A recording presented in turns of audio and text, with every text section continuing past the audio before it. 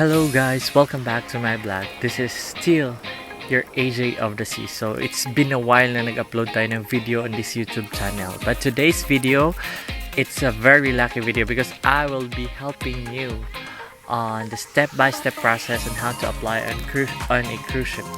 So sa mga nagtatanong dyan, sa mga aspirants na gusto magtrabaho sa cruise ship, well, this time ito na po yung mga sagot sa mga tanong nyo.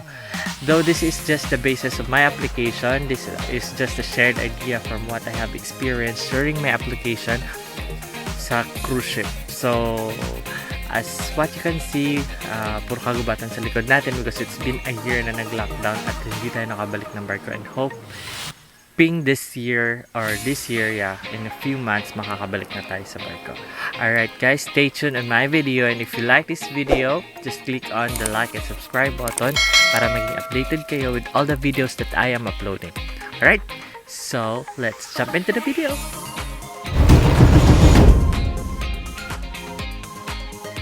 So ayun guys, so for today, let's tackle all the things that we have to prepare on how to apply in a cruise ship. So this is part 1, and our part 1, this is a guide in applying for a cruise ship job.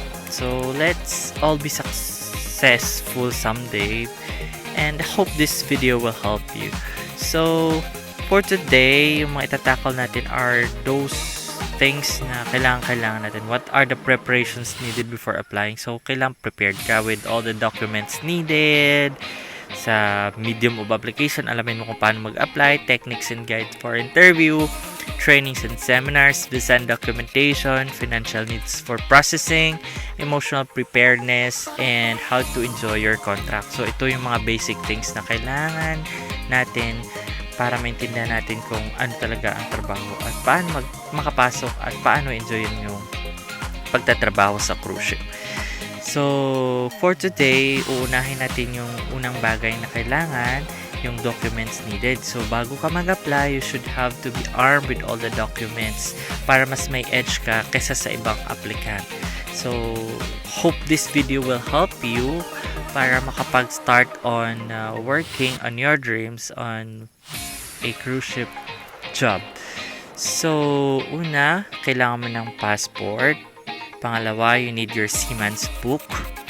You need your SSS number. You have your PAG-IBIG. So, these are the benefits na kailangan sa Pilipinas. PHILHEALTH. So, you need NBI Clearance. You need your resume.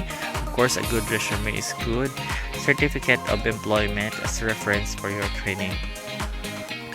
So, ang una nating itatackle of all the documents ay pinaka-importanting document, which is the passport.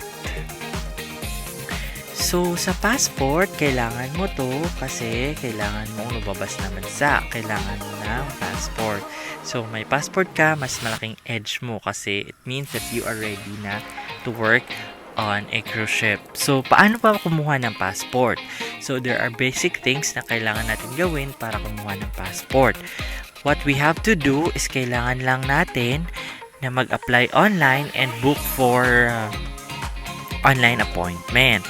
So, we need to comply with all the requirements at bayaran ito. Pag nabayaran na natin, go to the office kung saan ka nagpa-book ng appointment mo. And of course, you have to bring all the documents na kailangan and yung confirmation ng appointment mo. And doon mo na ipaprocess yung passport mo. And usually, it takes like 10 days or more than 10 days minsan, depende. Like for the situation today, it's COVID-19. So, alam nyo naman, mahirap lahat, naka-skeletal manning. But, you have to patiently wait. So, yun lang guys.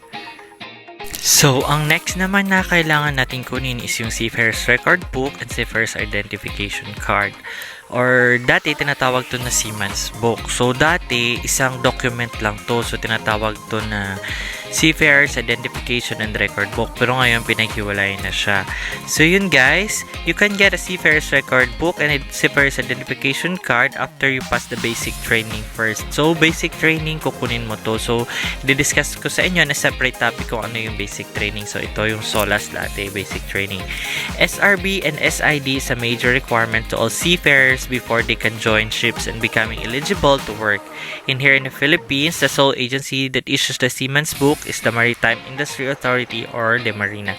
So, eto, kailangan mo lang kumuha ng training, tapos yung mga documents na sa training mo, kunin mo na lang yon, tapos i-upload mo siya sa mismo Marina. So, mismo.marina.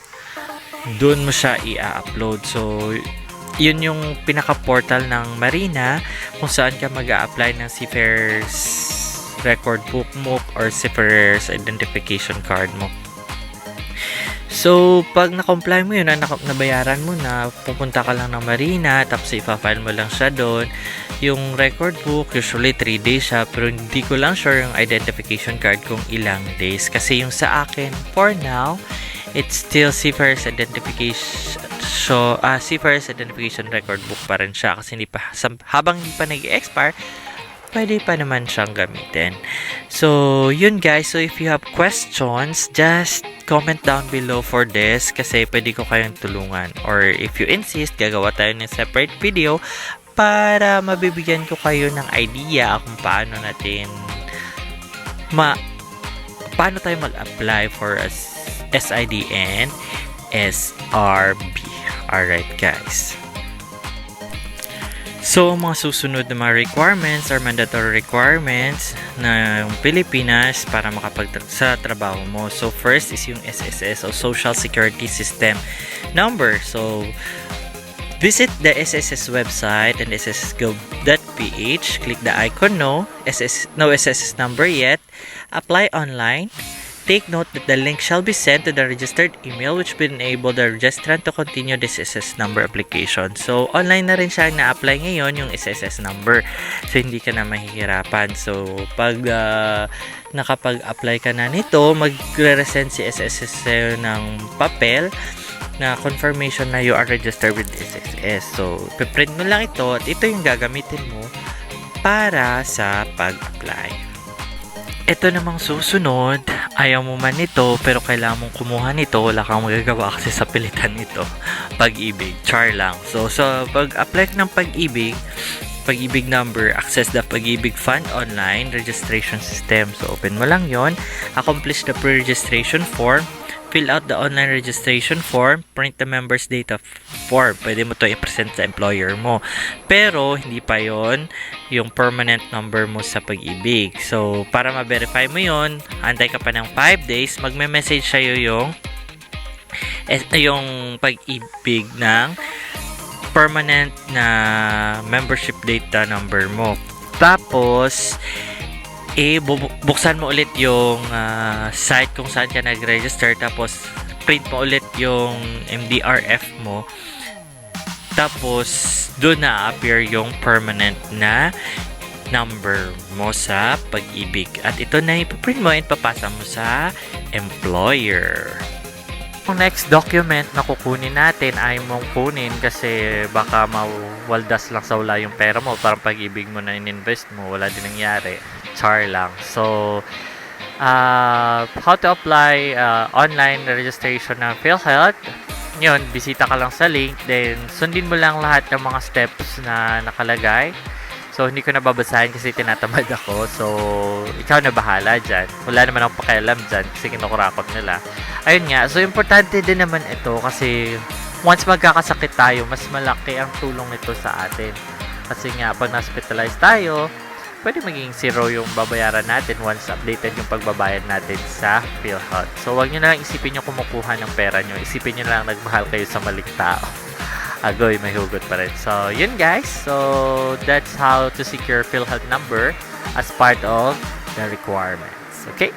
So, the next document na kukunin mo is yung NBI Clearance. Online nito kinukuha. So, gawa ka lang ng account, apply ka lang ng clearance, babayaran mo, din kuha ka lang ng print mo lang yung code mo ng confirmation code mo, punta ka kung saan branch mo binook, tapos kukuha ka doon ng NBI Clearance mo. Dala ka lang ng 2 valid IDs as a proof. So, usually, itong NBI Clearance, hindi naman talaga siya kailangan.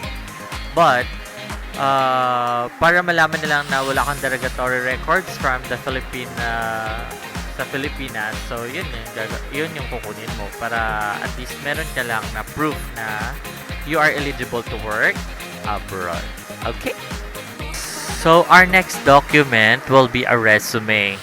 So, yung resume, ito talaga yung magpapakilala kung ano ka at karapat-dapat ka bang i-hire. So, kailangan comprehensive yung resume mo. When I say comprehensive, it should be updated. It should be right. It should be honestly done. So, yun. So, kasi ito magpapakilala sa iyo kung ano ka. At dito magbe-base ang employer mo ng mga tanong at dito nila i-base kung anong kakayahan mo para i-hire ka nila. So, make sure that your resume is well presented, yung fonts, lahat kailangan okay. So, kung gusto niyo ng tutorial about how to make a comprehensive resume, gagawa tayo ng video para dyan. Alright? Para maraming kayong mapapanood. Okay? So, might as well include this certificate of employment kasi once you are still working, there is a big chances that you will be hired kasi the employer usually needs fresh experience. So, kailangan natin ng certificate of employment as a proof that you are working. So, your previous job. Kasi usually, sinascan din ito ni employer at sinicheck na kung ano yung latest experience and yung longest experience mo on the industry para doon kanya ilalagay kasi most suitable ka doon kasi yun yung pinaka-longest experience mo. So, yun kailangan natin ng certificate of employment. Makukuha mo lang to sa mga employer mo or sa HR nyo ng company nyo. Doon mo lang siya kukunin. Kahit tawag nito, kahit photocopy, okay lang yan. Okay? So, all the links para sa mga documents na kailangan mong kunin ay nilagay ko doon sa description box. So, just check it out. And if you have questions, just keep on commenting or just ask it on the comment section. So, stay tuned and I'll see you soon, guys. Okay? Alright, so natakol na natin lahat ng documents na kailangan natin. So, susunod natin na itatakol is yung medium of application naman natin. Kung ano yung mga paraan para makapag-apply tayo. So, sa paanong paraan, kasi ready na rin yung mga documents natin, sa paanong paraan natin maaaring makapag-apply sa cruise ship. Also yun guys, excited na ba kayo? So meron pa tayong 3, 4, 5, 6, 7, 8. Marami pa kayong video na panonoorin regarding on how to apply on a cruise ship. Kaya stay tuned lang kayo kasi marami pa tayong mga itatakol regarding on how to apply on a cruise ship. So tutulungan ko kayo and I hope this video really help you guys. And I hope hindi man ako maging part ng dream, no? I hope ito magiging start na ng pangarap nyo makapagtrabaho sa cruise ship, guys. So, yun lang. Huwag lang sukuan yung pangarap kasi marami ka talagang mararating. Sabi nga nila, there's no harm in trying. So, let's try and try, guys. So, that's it for today, guys. And hope you like the video. Transfer na tayo kasi umuulan na. So, don't stop dreaming. I hope I help you on your way on your dream job. Keep safe and God bless.